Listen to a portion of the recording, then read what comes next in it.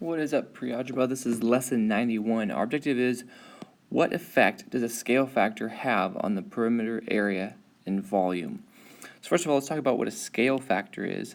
A scale factor is just whenever what you multiply all the sides of one shape by to get another shape. So for instance, this little box here this little square has a side length of 2 inches and 2 inches. And this big one here has a side length of 4 inches by 4 inches. So the scale factor here is 2.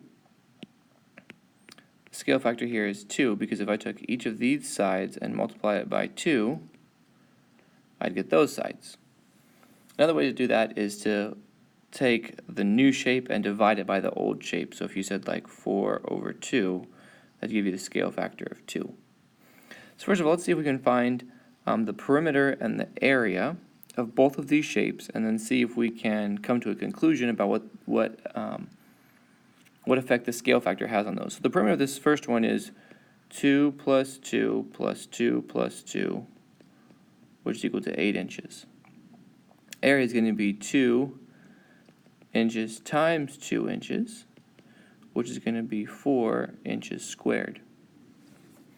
Now the perimeter of the second shape down here is going to be 4 inches plus 4 inches plus 4 inches plus 4 inches, which is going to be 16 inches. And the area is going to be 4 inches times 4 inches, which is going to give me 16 inches squared. Now let's just talk about the ratio, and we'll see how the ratio compares to the original scale factor that we had. So the ratio of the perimeters is going to be 16 inches over 8 inches. Notice 16 divided by 8 is 2. So notice this is the same thing as the scale factor, because our scale factor is 2. And the ratio of the areas is going to be 16 inches squared over 4 inches squared. Notice 16 divided by 4 gives me 4. Now that is not the same thing as a scale factor, but it's related, right? If we took the scale factor, which is 2, and squared it, that is equal to 4. So what we can say is that this is equal to the scale factor squared. Now to see how it affects the volume, we have to work with a little bit different shape here. Remember, the volume of a cube, let's say, is length times width times height. So if we're going to work on this one here, we're going to have to do 3 inches times 3 inches times 3 inches, which is going to be 9 times 3, or 27 inches cubed. And then this one is going to be 9 inches times 9 inches times 9 inches, which is going to be 81 times 9, which is 729 inches cubed. Now before we go to the ratio, I guess, let's talk about what the scale factor is. 3 times what is going to give me 9? Well, times 3. The other way to do that would have been to say 9 divided by 3 gives me that 3 is my scale factor. So my scale factor is equal to 3. So if we want to find the ratio of the volumes, I'm going to say 729 inches cubed over 27 inches cubed. When you take that and divide, I'm using my calculator here, you get 27 inches cubed. Now again, that's not equal to our scale factor. However, remember 3 times 3 times 3 is 27, so that's equal to our scale factor cubed. And that brings us here to kind of the summary of our whole lesson here.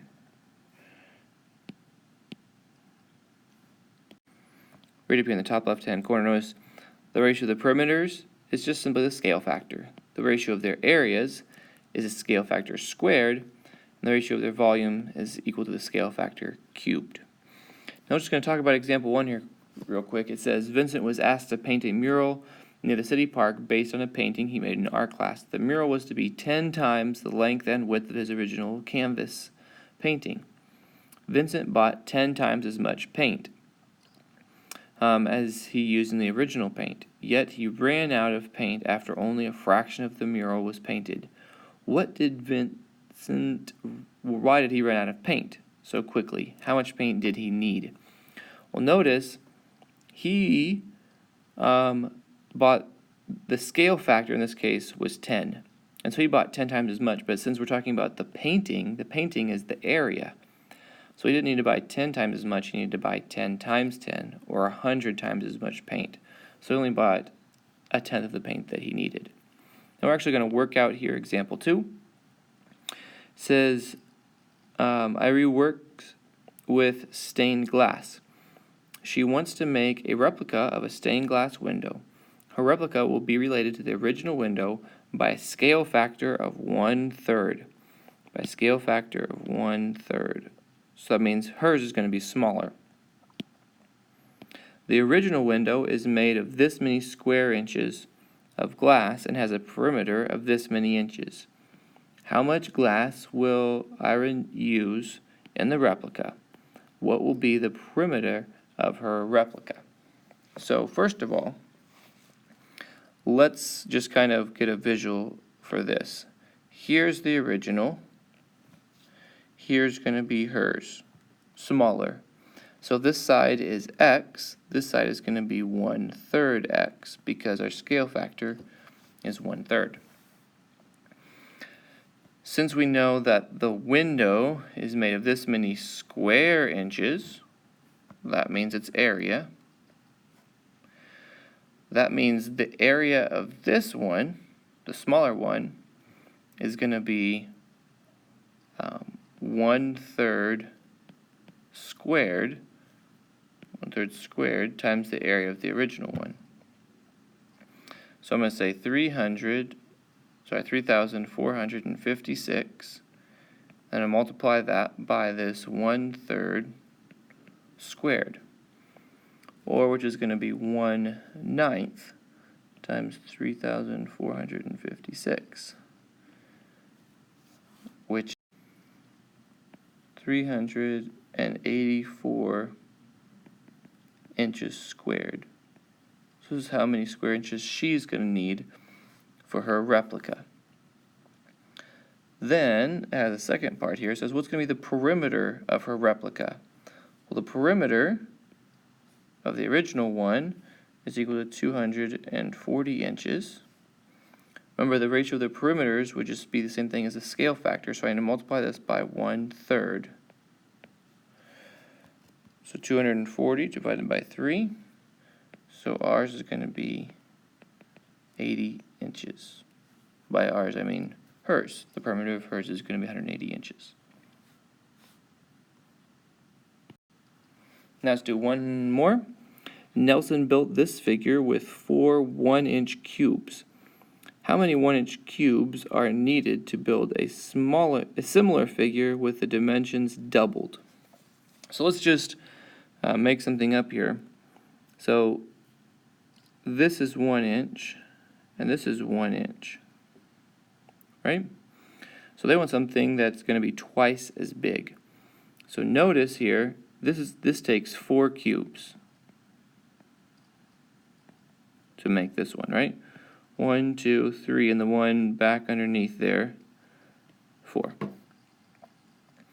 So if I want to double every dimension, that means this cube is going to be twice as tall, but also twice as wide. Forgive me, I'm not an art teacher. And so is this one. Oh my goodness, that's horrible.